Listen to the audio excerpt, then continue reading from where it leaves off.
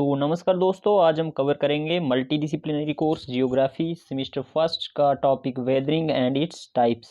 ठीक है, तो बाकी किसी सब्जेक्ट के अगर आपको नोट्स विद एक्सप्लेनेशन चाहिए तो वो मैं लिंक डिस्क्रिप्शन में डाल दूंगा, जैसे कम्युनिकेशन इंग्लिश हो गई, पॉलिटिकल साइंस सेमिस्टर फर्स्ट की, तो आप चेक कर सकते हैं। और मेरा टेलीग्राम ग्रुप भी आप ज्वाइन कर सकते हो, आपको अगर कोई क्वेरीज हो तो वहाँ आप बता सकते हो। तो स्टार्ट करते हैं हम अपना video. Weathering is the journal term Weathering is the general term applied to the combined action of all the processes causing rock to be disintegrated physically and decomposed chemically because of the exposure rate or near the earth's surface। ठीक है, weathering हम एक journal term use करते हैं उन तमाम actions के लिए, उन तमाम प्रोसेसेस के लिए जो कि रॉक को डिसइंटीग्रेट करते हैं। ठीक है, चाहे वो डिसइंटीग्रेट फिजिकली करें या केमिकली करें। ठीक है, तो उसे हम एक नाम देते हैं, एक टर्म देते हैं, उसे क्या बोलते हैं? वेदरिंग। ठीक है, तो रॉक्स डिसइंटीग्रेट हो सकती हैं जब वो एक्सपोज होती हैं अर्थ सरफेस पे या near the earth surface. In particular, weathering occurs where rocks and minerals come in contact with atmosphere, surface water, organic life under conditions that are normal to the surface of the earth। अगर particularly हम देखें तो weathering अकर तभी करती है जब वो किसके कांटेक्ट में आते हैं? रॉक्स एंड मिनरल्स एटमॉस्फेयर के कांटेक्ट में आते हैं, सरफेस वाटर के या ऑर्गेनिक लाइफ यानी ह्यूमन और एनिमल एक्टिविटीज़ की वजह से जो वेदरिंग होती है उसे ऑर्गेनिक लाइफ एक्टिविटीज़ बोल सकते हैं। तो ये सब जो कंडीशंस हैं, ये सब जो एक्टिविटीज़ हैं वो हमारे अर्थ सरफेस में नॉर्मल हैं, और जब इनके कांटेक्ट में आते हैं रॉक्स एंड मिनरल्स तो वेदरिंग अकर करती है। ठीक है, तो नेक्स्ट देखते हैं हम। Weathering is the initial stage in the process of denudation. Denudation process क्या होता है? Remove on layers of earth surface. ठीक है, जैसे कि ह्यूमन एक्टिविटीज़ की वजह से, एनिमल एक्टिविटीज़ की वजह से, ठीक है, जैसे इरोजन और सारे बाकी अदर फैक्टर्स की वजह से जब जो सॉइल है, ठीक है, जो सॉइल लेयर्स हैं वो रिमूव होती हैं ग्रेजुअली, तो वो एक लैंडस्केप को चेंज करने में हेल्प करती हैं। ठीक है, शेप उसकी चेंज करने में हेल्प करती हैं, तो उस प्रोसेस को क्या कहते हैं? वेदरिंग जो है वो क्या इनिशियल स्टेज है डिनोडेशन प्रोसेस का, जब वो क्या करते हैं, रॉक्स की जो लेयर्स हैं वो ग्रेजुअली रिमूव होती रहती हैं। An essential feature of the process is that it affects rocks in situ. In situ का मतलब हो गया कि जो रॉक्स है वो ब्रेक डाउन होती हैं या वेदर होती हैं, तो वो उसी जगह पे टूट कर ब्रेक डाउन होकर गिरती हैं, दूसरी जगह मूव नहीं करती, और उनका जो अंदर जो है वो केमिकली कोई चेंज नहीं आती वेदरिंग होने के बाद। ठीक है, नो ट्रांसफॉर्मेशन इज इन्वॉल्व। ठीक है, वो इससे जो मैंने बताया आपको। The products of rock weathering tend to accumulate in soft surface layer called regolith. और जब ये रॉक्स जो है वेदर होती हैं, ब्रेक डाउन होती हैं, तो उनका जो डस्ट और जो पार्टिकल्स या जो टूट कर टुकड़े गिरते हैं, तो वो जब कंबाइन होते हैं और वो कंबाइन होकर जो लेयर बनाते हैं उसे हम क्या कहते हैं? रेगोलिथ। ठीक है, the regolith grades downward into solid unaltered rock known simply as वेड रॉक। और यही रेगोलिथ जब जो क्या होती है बाद में सॉलिड हो जाती है, अनअल्टर्ड रॉक में तब्दील होती है, जिसे हम क्या बोलते हैं? Bed rock. ठीक है, weathering helps erosion what is not part of erosion. Weathering help करती है इरोजन में, लेकिन इरोजन का पार्ट नहीं है। वो कैसे? जैसे वेदरिंग जो ब्रेक डाउन करती है, जो डस्ट ब्रेक डाउन की वजह से होता है, तो वो इरोजन में भी हेल्प। ठीक है, there can be weathering without erosion and erosion without weathering. तो वेदरिंग के बगैर भी इरोजन हो सकता है, इरोजन के बगैर वेदरिंग हो सकती है। ठीक है, अब देखेंगे हम एजेंट्स ऑफ वेदरिंग। ठीक है, तो कौन कौन से एजेंट है जो वेदरिंग में हेल्प करते हैं? The principal agents of transformation of rock in the mantle of waste are water, oxygen, carbon dioxide, acids, organisms and variation of temperature.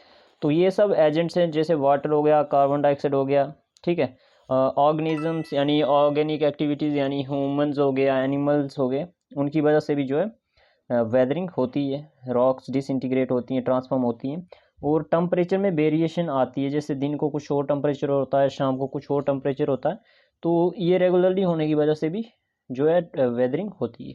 These agents affect usually good in case of both physically and chemically process of weathering. तो ये सब agents चाहे वो physical process हो या chemical process, दोनों में अहम रोल अदा करते हैं। किसके लिए? वेदरिंग करने के लिए, रॉक्स को ट्रांसफॉर्म करने के लिए। ठीक है, तो अब हम आगे देखेंगे कि कैसे ये जो एजेंट्स हैं वेदरिंग के, ये कैसे ट्रांसफॉर्म करते हैं रॉक्स को। ठीक है, टाइप्स में हमें पता चल जाएगा। अब हम देखेंगे टाइप्स ऑफ वेदरिंग। ठीक है। There are 3 main types of weathering, physical weathering, chemical weathering और बायोलॉजिकल वेदरिंग। अगर वेदरिंग की हम मेन टाइप्स देखें तो वो कितनी है, 3 है। वो कौन कौन सी हैं, फिजिकल, केमिकल और बायोलॉजिकल। और वन बाय वन डिस्कस करते हैं इनको, ठीक है। फर्स्ट वन अगर हम देखें तो वो क्या है, फिजिकल वेदरिंग प्रोसेसेस। वो क्या है, this process refer to the mechanical disintegration of rocks in which the mineralogical composition is not changed. जो फिजिकल प्रोसेस ऑफ वेदरिंग है, इसमें क्या होता है, मैकेनिकल डिसइंटीग्रेशन होती है, यानी फिजिकली रॉक्स चेंज होती हैं, टूटती हैं, ब्रेक डाउन होती हैं, लेकिन उनकी जो मिनरोलॉजिकल कंपोजिशन है, ठीक है, वो चेंज नहीं होती, ठीक है। जो केमिकल मिनरोलॉजिकल कंपोजिशन है वो बेसिक ही बेसी ही रहती है। This is what about chiefly by temperature changes. ये ज़्यादातर किस वजह से होता है, टेम्परेचर चेंज होने की वजह से होता है, ठीक है। The following are some of the important process of physical weathering. तो हम देखते हैं कि कौन कौन से प्रोसेसेस हैं जो फिजिकल वेदरिंग में इंपॉर्टेंट रोल प्ले करते हैं, ठीक है। नंबर 1 है एक्सफोलिएशन, ठीक है। एक्सफोलिएशन क्या होता है, exfoliation is when thin layers of rocks break off. Exfoliation कब होता है, जब थिन लेयर ऑफ रॉक्स जो होती हैं वो क्या होती है, ब्रेक ऑफ होती रहती है, रिमूव होती रहती हैं बाय लेयर, ठीक है। वो कैसे होता है, first one temperature changes, temperature के चेंज होने की वजह से। वो कैसे, rocks expand during the day, दिन के दौरान टेम्परेचर ज़्यादा होने की वजह से रॉक्स क्या करती हैं, एक्सपेंड करती हैं, ठीक है। और कॉन्ट्रैक्ट एट नाइट, और शाम को जो टेम्परेचर डाउन हो जाता है उस वजह से रॉक क्या करती है, कॉन्ट्रैक्ट करती है, सिकुड़ने लगती हैं, causing them to split into thin sheets. और उस वजह से जब रेगुलरली ये प्रोसेस चलता रहता है तो उस वजह से क्या होता है, उस वजह से क्या हो जाता है, ये जो रॉक्स हैं वो किस में, थिन शीट्स में स्प्लिट हो जाती हैं, ब्रेक डाउन हो जाती हैं। सेकेंड वन है pressure release. When overlying rocks are removed, जब ऊपर की जो रॉक्स है वो ब्रेक डाउन हो जाती हैं, डिसइंटीग्रेट हो जाती हैं, जो प्रेशर होता है इग्नियस रॉक्स पे जो नीचे होती हैं वो क्या हो जाता है, डिक्रीज हो जाता है, allowing them to expand and crack. और उस वजह से वो क्या, जब प्रेशर कम हो गया तो वो रॉक्स क्या होने लग जाती हैं, एक्सपेंड करने लग जाती हैं, और इस वजह से उनमें क्या आ जाते हैं, क्रैक्स आ जाते हैं। और इन्हीं क्रैक्स की वजह से जो है, जो रॉक्स क्या हो जाती हैं, लेयर्स में डिसइंटीग्रेट हो जाती हैं, ठीक है। In both cases this process result in fragmentation of rocks. इन दोनों केसेस में अगर देखें तो दोनों केसेस की वजह से जो है रॉक्स में फ्रेगमेंटेशन हो रही है। फ्रेगमेंटेशन का मतलब होता है रॉक्स का टुकड़ों में टूटना, ठीक है। Breakdown of rocks into particles, कुछ भी कह लो, ठीक है, ब्रेकडाउन होगा। तो फिगर, ठीक है, फिगर आप अगर बना सको तो क्वेश्चन अगर आ जाए तो उसमें साथ में आपने बनानी है, सिंपल स्केच बनाना। जैसे देखो यहाँ पे ये ग्रेनाइट है, दिन को क्या हो रहा है, ये एक्सपेंड हो रहा है, किस वजह से, सूरज की जो क्या किरणें पड़ रही हैं, टेम्परेचर बहुत ज़्यादा है तो एक्सपेंशन होगी इसमें। और रात के टाइम क्या हो रहा है, कंट्रैक्ट हो रहा है, सिकुड़ रहा है, ठीक है, रॉक्स। वो किस वजह से, शाम को टेम्परेचर क्या हो जाता है, डाउन हो जाता है। तो ये जो प्रोसेस है तो ये क्या रेगुलरली चलता रहता है, तो उस वजह से क्या हो जाता है, रॉक्स में स्ट्रेस बिल्ड होता है, उस वजह से क्या आ जाते हैं, क्रैक्स, और रॉक्स क्या हो जाती हैं, डिसइंटीग्रेट हो जाती हैं, ठीक है। तो ये था एक्सफोलिएशन प्रोसेस की फिगर्स, ठीक है। तो फिगर्स आपने जरूर बनानी। नेक्स्ट वन है हमारे पास कौन सा physical process, crystal growth. Crystal growth happens when water carrying dissolved minerals seeps into cracks in rocks, ठीक है। जब क्रिस्टल ग्रोथ क्या होता है, जब पानी बारिश की वजह से या किसी भी वजह से जो क्रैक्स में चला जाता है, रॉक्स के क्रैक में चला जाता है, और उसमें क्या होते हैं, डिसॉल्व्ड मिनरल्स होते हैं, ठीक है। व्हेन द वाटर एवेपोरेट्स, जब वाटर एवेपोरेट हो जाता है, ठीक है, it leaves the minerals behind, लेकिन जो मिनरल्स हैं वो कहाँ रह जाते हैं, क्रैक्स में ही रह जाते हैं, forming crystals in the cracks, और क्रिस्टल बनते रहते हैं किसमें, क्रैक्स में। एज दीज क्रिस्टल्स ग्रो, और जैसे ये क्रिस्टल जैसे एक्सपेंड करने लगते हैं, they push pressure against the rocks, और वो क्या प्रेशर बनाते हैं उन क्रैक्स में, रॉक्स में, creating pressure, and this pressure can cause the rock to be break apart over time. और ओवर टाइम जब प्रेशर बढ़ता रहता है तो ये रॉक्स में क्या ला कर लेता है, क्रैक्स, ठीक है। जैसे इस फिगर में बताया हुआ है, वाटर जैसे कलेक्ट हो रहा बारिश की वजह से इनमें, तो उसके बाद वाटर एवेपोरेट हो गया लेकिन क्रिस्टल्स यहाँ पे रह गए। तो ये क्रिस्टल जैसे जैसे प्रेशर बनाते रहेंगे, ग्रो करते रहेंगे, तो रॉक्स किस में, फ्रैक्चर्स आएंगे, और रॉक्स क्या हो जाएंगी, डिसइंटीग्रेट हो जाएंगी, ब्रेक हो जाएंगी पीसीज में, ठीक है। तो यह था हमारा crystal growth process. Next physical process क्या है, वेदरिंग का, फ्रीजिंग ऑफ वाटर, वाटर का फ्रीज होना, ठीक है। Water as we know expands by about 9.05% in volume when it freeze, ठीक है। हम सब जानते हैं कि जो वाटर है वो 9.05% अपनी वॉल्यूम बढ़ा लेता है जब वो क्या होता है, फ्रीज होता है, आइस में तब्दील होता है। The water seeps down into the fractures and under suitable climatic condition begins to freeze at the top of the fracture first। और सूटेबल क्लाइमेटिक कंडीशन के दौरान जैसे बारिश हो गई या कुछ किसी वजह से जो क्रैक्स में जब पानी चला जाता है तो उस वजह से जब वाटर जो है वो फ्रीज होता है तो वो सबसे पहले कौन से जो टॉप के फ्रैक्चर्स होते हैं, जो टॉप के क्रैक्स होते हैं उनमें फ्रीज होता है। एज फ्रीजिंग कंटिन्यूज, जैसे रेगुलरली फ्रीज होता रहेगा, the pressure exerted on the walls become more and more intense, और जो प्रेशर है उन क्रैक्स की वॉल्स पे बहुत ज़्यादा बनता रहेगा, रेगुलरली बढ़ता रहेगा, which result in widening the existing fractures and new fractures form, और जो एग्जिस्टिंग फ्रैक्चर्स है, जो एग्जिस्टिंग क्रैक्स है उन्हें भी बढ़ाता रहेगा और न्यू जो क्रैक्स हैं वो भी क्या हो जाएंगे, बनेंगे, और उस वजह से क्या हो जाएगी, डिसइंटीग्रेशन। तो ये किस में लीड करेगा, डिसइंटीग्रेशन में। जैसे हम फिगर से अगर हम समझें तो जैसे फिगर में हम देख रहे हैं यहाँ पे क्या वाटर कलेक्ट हो रहा है किसमें, इन क्रैक्स में, ठीक है। उसके बाद जब टेम्परेचर क्लाइमेटिक कंडीशन चेंज होने की वजह से फ्रीज हो जाता है वाटर, तो और ज़्यादा क्रैक्स नीचे बन रहे हैं, ठीक है। तो रेगुलरली जब ये होता रहेगा कंटिन्यूसली, तो ये किसमें रॉक्स को किसमें टुकड़ों में डिसइंटीग्रेट कर लेगा। तो ये कौन सा, freezing process of physical weathering, ठीक है। तो इस तरह से भी वेदरिंग होती है फिजिकली। तो अब हम देखेंगे सेकेंड टाइप ऑफ वेदरिंग, वो क्या है, chemical process of weathering. In mineral alteration यानी केमिकल वेदरिंग में original mineral in the rocks react with elements in the environment and transform into new and more stable mineral. तो chemical process of weathering में क्या होता है कि जो original mineral होता है वो रिएक्ट करता है कुछ एलिमेंट्स के साथ जो कि हमारे इन्वायरमेंट में प्रेजेंट हैं, और उन मिनरल्स को किस में, उन रॉक्स को मिनरल्स को किस में ट्रांसफॉर्म करता है, एक न्यू मिनरल में।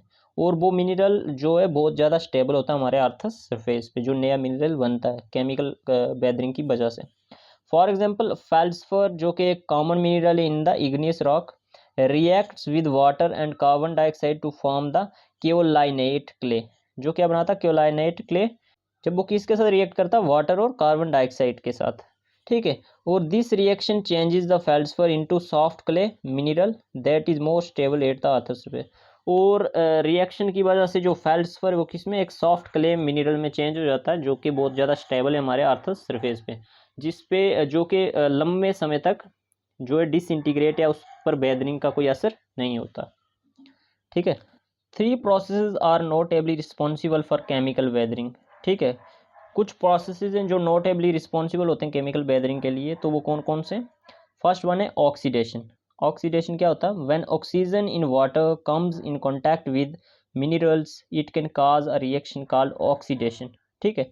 जब ऑक्सीजन वाटर के जरिए या किसी अदर प्रोसेस के जरिए किसके कांटेक्ट में आता, मिनरल्स के कांटेक्ट में आता, और वो रिएक्शन करता है, और उस रिएक्शन को हम क्या बोलते हैं, ऑक्सीडेशन, ठीक है। This means oxygen combines with other elements in the mineral like iron. इसका मतलब क्या होता है कि जब ऑक्सीजन क्या करता है, कंबाइन करता है दूसरे एलिमेंट्स के साथ, रिएक्ट करता है, तो उस प्रोसेस को क्या बोलते हैं, ऑक्सीडेशन। जैसे कि आयरन, तो ऑक्सीजन जो है वो आयरन के साथ बहुत ज़्यादा रिएक्ट करता है। This process often cause iron rich rocks to rust. और ये प्रोसेस क्या करता है, जो आयरन रिच रॉक्स होती हैं जिनमें आयरन बहुत ज़्यादा पाया जाता है, तो उनको क्या कर लेता है, रस्ट कर लेता है। रस्ट यानी टर्न कर लेता है उन रॉक्स को रेडिश ब्राउन कलर में, ठीक है। तो इस वजह से क्या हो जाती है, केमिकल वेदरिंग होती है उस रॉक्स में, किसकी वजह से, ऑक्सीजन की वजह से, ऑक्सीजन की रिएक्शन की वजह से उस एलिमेंट के साथ, ठीक है। तो हम देखते हैं नेक्स्ट प्रोसेस क्या है, हाइड्रेशन। हाइड्रेशन क्या होता है, hydration is when water molecules chemically combine with a mineral, ठीक है। हाइड्रेशन वो प्रोसेस होता है जिसमें वाटर मॉलिक्यूल्स किसके साथ कंबाइन होते हैं, केमिकली कंबाइन होते हैं किसी मिनरल के साथ। This process can make minerals like feldspar swell and break down more easily. जैसे कि अगर हम एग्जांपल के तौर पे देखें तो जैसे फेल्ड्सफर जो एक मिनरल है, तो वाटर मॉलिक्यूल जब इसके साथ कंबाइन होते हैं तो इसे क्या कर लेते हैं, स्वेल कर लेते हैं, मतलब एक्सपेंड कर लेते हैं, और उस वजह से इसे इजीली ब्रेक डाउन कर लेते हैं। It's different from hydrolysis. जो हाइड्रेशन है वो हाइड्रोलिसिस से डिफरेंट प्रोसेस है। हाइड्रोलिसिस में क्या होता है, which involve water reacting with a compound, जिसमें कि वाटर रिएक्ट करता है किसी कंपाउंड के साथ, but not combining with it, लेकिन उसमें क्या कंबाइन नहीं होता वाटर मॉलिक्यूल्स। लेकिन जो हाइड्रेशन है इसमें वाटर मॉलिक्यूल्स कंबाइन होते हैं उस मिनरल के साथ उसे डिसइंटीग्रेट करने में, ठीक है। तो ये था hydration. Next chemical process of weathering क्या है, कार्बोनेशन। कार्बोनेशन क्या होता है, carbon dioxide from the air dissolves in rain water forming a weak acid called carbonic acid. जब बारिश होती है तो बारिश के पानी के साथ जो एटमॉस्फेयर में एयर में जो कार्बन डाइऑक्साइड होती है वो डिज़ोल्व हो जाती है, किसके साथ? वाटर के साथ, रेन वाटर के साथ, और बनाती है वो एक वीक एसिड जिसको हम बोलते हैं carbonic acid. This acid water can dissolve rocks like limestones and chalk. तो ये जो एसिडिक वाटर होता है कि किन किन रॉक्स को डिज़ोल्व करने में अहम रोल अदा करता है? लाइमस्टोन हो गया, चाक हो गया, specially in humid areas. Humid areas में ज़्यादातर ये जो है वेदरिंग प्रोसेस देखा जाता है। Forming caves and other features in these types of rocks. और जो केव्स वगैरह फॉर्म होते हैं, ठीक है, तो वो इसी कार्बोनेशन की वजह से, इसी वेदरिंग प्रोसेस से फॉर्म होते हैं। और अदर फीचर्स जैसे रॉक्स कई डिफरेंट डिफरेंट शेप्स बनी होती हैं, तो वो इसी कार्बनिक एसिड की वजह से डिज़ोल्व हुई होती हैं। तो अगर आपको वीडियो अच्छा लगा हो तो हमारे चैनल गेक ज्ञान जेके को सब्सक्राइब जरूर करें और वीडियो को लाइक और एक प्यारा सा कमेंट जरूर करें। थर्ड टाइप ऑफ वेदरिंग है बायोलॉजिकल वेदरिंग। बायोलॉजिकल वेदरिंग क्या होता है? This process of weathering is mainly related to the activities of various organisms. ये जो प्रोसेस ऑफ वेदरिंग है ये किस वजह से होती है? जो बहुत सारे ऑर्गेनिजम्स की एक्टिविटीज़ होती हैं उस वजह से ये वेदरिंग अकर होती है। ऑर्गेनिजम्स मेनली प्लांट्स और बैक्टीरिया हो गए take part in the transformation of rock at the surface in the following ways. तो हम देखेंगे कि कैसे जो प्लांट्स और बैक्टीरियाज जो है किसी रॉक को कैसे वो ट्रांसफॉर्म करने में मेन रोल प्ले करते हैं, ठीक है। ए पार्ट देखते हैं, बायोफिजिकल प्रोसेसेस। वो क्या होता है? Plant roots growing between joint blocks and along minute fractures between minute grains exert an expansive force tending to widen those openings and sometimes create new fractures। ठीक है, तो फिगर से आपको समझाता हूँ। जैसे ही क्रैक्स आ जाते हैं तो इनमें क्या हो जाता है, कि विंड की वजह से, किसी एक्सटर्नल फैक्टर की वजह से सीड्स जो है कलेक्ट हो जाते हैं क्रैक्स में। तो सीड्स कलेक्ट हो गए तो कुछ टाइम बाद वहाँ पे क्या, प्लांट्स डेवलप हो जाते हैं। जब वो डेवलप होंगे तो उनकी जो रूट्स होती हैं वो बहुत ज़्यादा प्रेशर बनाती हैं उन जॉइंट्स में या उन क्रैक्स में। तो उस वजह से जो न्यू क्रैक्स तैयार होना स्टार्ट होते हैं तो वो क्या काज करते हैं, उस रॉक को डिसइंटीग्रेट करने में हेल्प करते हैं। ठीक है, उस रॉक को डिसइंटीग्रेट कर लेते हैं। जब लंबे समय तक जो वो रूट्स हैं वो बढ़ने लगती हैं तो बहुत ज़्यादा प्रेशर बनाती हैं उन क्रैक्स में। तो क्रैक्स बढ़ते जाएंगे और जो रॉक्स हैं वो टूटती जाएंगी। नेक्स्ट पॉइंट है, insects like earthworm, snail etcetera loosen the soil cover and create suitable condition for various external agencies to have their own action on the underlying rocks which ultimately lead to rock weathering. Insects जैसे earthworm और snail क्या करते हैं, तो इनका जो काम ही होता है जैसे मिट्टी में जाना, बाहर आना, अंदर जाना, बाहर आना, तो इससे जो सॉइल कवर जो होता है वो क्या हो जाता है, लूज हो जाता है। तो क्रिएट कर लेता है एक कंडीशन एक्सटर्नल एजेंसीज के लिए जिससे जो है जो अंडरलाइंग रॉक्स होती हैं, मिट्टी के अंदर जो रॉक्स होती हैं डीपली, तो उन पे क्या होता है, अल्टीमेटली इफेक्ट होता है एक्सटर्नल एजेंसीज का, और वो रॉक्स क्या हो जाती हैं, डिसइंटीग्रेट होती हैं वेदरिंग प्रोसेसेस की वजह से। तो अब हम देखते हैं बी पार्ट क्या है, बायोकेमिकल प्रोसेसेस ऑफ वेदरिंग। वो क्या है, फर्स्ट पॉइंट देखते हैं, sometimes certain groups of bacteria, algae and mosses break rock forming silicate down directly, removing from them elements like silicon, potassium, phosphorus, calcium, magnesium that they need as nutrients। तो जैसे कि bacteria अगर हम देखें, algae, मोसिस, ये क्या करते हैं, जो रॉक के अंदर जो एलिमेंट्स है जैसे सिलिकॉन है, पोटाशियम है, फॉस्फोरस है, कैल्शियम, मैग्नीशियम, उसको क्या करते हैं, अपनी न्यूट्रिएंट्स की नीड को पूरा करने के लिए वो निकालते रहते हैं, मतलब खाते रहते हैं। These transformation occasionally occur on a large scale and are decisive in the alteration of parent rock and facilitate rock weathering. और जब ये लार्ज स्केल में ये जो एक्टिविटीज़ होती हैं इन बैक्टीरियाज के द्वारा, तो ये क्या लीड करता है, रॉक्स को डिसइंटीग्रेशन करने में और वेदरिंग प्रोसेस को इंक्रीज करने में। तो इस वजह से भी जो है वेदरिंग होती है। सेकंड पॉइंट क्या, after the death of animals and plants with their subsequent decay and degradation. जब डेथ वगैरह हो जाती है प्लांट्स या एनिमल्स की, तो उससे क्या होता है कि जो बाकी जो उनका जो मटेरियल बच जाता है वो क्या हो जाता है, डिग्रेड हो जाता है, सड़ जाता है, और chemically active substance are produce. Chemically active substance क्या होती हैं, प्रोड्यूस होती हैं, which are capable of bringing about rock weathering. जो सब्सटेंस प्रोड्यूस होती हैं उस डिग्रेडेशन से, उस सड़े हुए मटेरियल से, तो वो रॉक वेदरिंग को प्रोसेस को इनहेंस करने में बहुत ज़्यादा अहम रोल प्ले करती हैं। फॉर एग्जांपल ह्यूमिक एसिड जैसे which is form during decay and degradation of plant life is capable of bringing about rock weathering effectively to some extent. जैसे जो प्लांट के जो डिग्रेडेड मटेरियल बच जाता है उससे कौन सा एक एसिड बनता है, एक ह्यूमिक एसिड बनता है जो कि कैपेबल होता है किसी रॉक को डिसइंटीग्रेट करने में, उसे वेदरिंग करने में। Thus, in nature, the process of weathering are being carried out by the various external agencies। तो यहाँ पर हमारा वीडियो आज का एंड होता है, और अगर वीडियो अच्छा लगा हो तो लाइक और एक प्यारा सा कमेंट जरूर करें, और हमारे चैनल गे ज्ञान जेके को सब्सक्राइब जरूर करें। और बाकी के जो इस चैप्टर के जो पार्ट्स हैं वो मैं लिंक डिस्क्रिप्शन में डाल दूंगा, और बाकी भी जो सब्जेक्ट्स हैं उसके लिंक डिस्क्रिप्शन में डाल दूंगा, आप वहाँ से चेक कर सकते हो। Thank you for watching.